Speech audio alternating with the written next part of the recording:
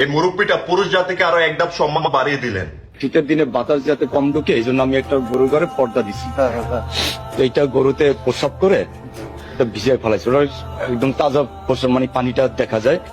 তো ওইটা উপরে উঠে গরুটা বাই করতে হয়। তো ওইটা আমি ধৈর্য উপরে উঠাইতে গেলে ওইটা সিট আমার গায়ে আসতে পারে। তো আমার ওয়াইফকে বললাম আমি তুমি এটা উঠাই দাও। তো উঠাইতে যাইয়া ও দুই কথা বলছে, আমি দুই কথা বলছি, এটা নিয়ে একটু কথায় কাটাকাটি হয়েছে। মারামারি কাটাকাটি কিছু হয় নাই। স্বামী স্ত্রীর ভিতরে এই দুইটা হইতেই পারে। হ্যাঁ, কিন্তু এমনি আমরা দুজন খুব খুব ভালো ছিলাম, খুব হ্যাপি ছিলাম আমরা দুজন। তো এর ভিতরে হঠাৎ এই কথায় কাটাকাটিতে ও রান্না বাড়া করলো, আমিও খাওয়া দাওয়া করলাম। আমরা সবাই বাচ্চারা নিয়ে একসাথে খাওয়া দাওয়া করলাম। খাওয়া দাওয়া করে আমি আবার আমাদের বাজারে গেছি ধান ভাঙ্গানোর জন্য।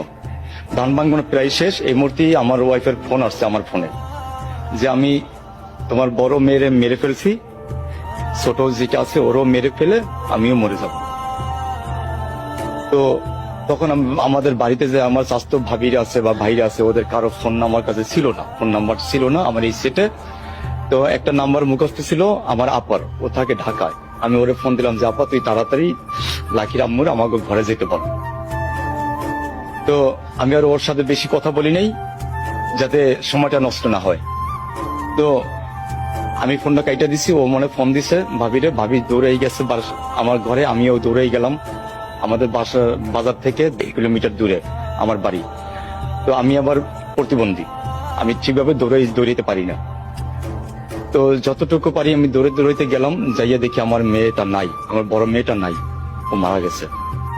বা গলা টিপ দিছে, আমি ঠিকভাবে করতে পারতেছি না।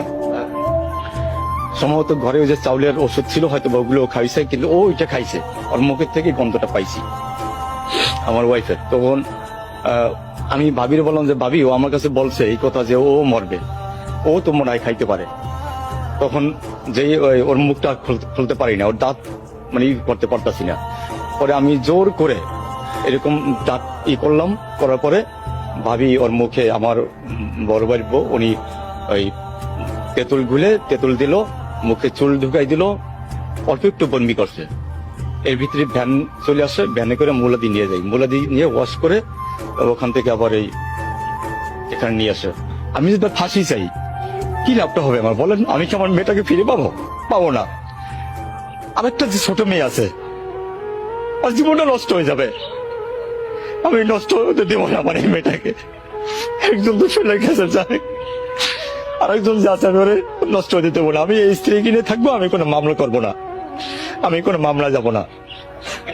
আমি আপনাদের সাংবাদিকের দ্বারা আমি সারা বাংলা আমি জানা দিতে চাই, আমার সাথে যে ঘটনাটা ঘটে গেছে, এই জন্য আমি কোনো মামলায় যাব না, কোনো পুলিশি ঝামেলায় যাব না। আমি পুলিশ যাতে আমার ওয়াইফকে হয়রানি না করে, এটাই আমি চাই।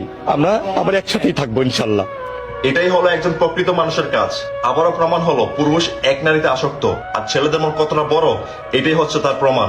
কথায় আছে সাপকে বিশ্বাস করা যায় ভাই, কখনো মেয়েদেরকে না। পুরুষ মানুষ কখনো তার ভালোবাসা দেখাতে পারে না, কিন্তু প্রমাণ করতে পারে, আর এটাই হলো একটা প্রমাণ।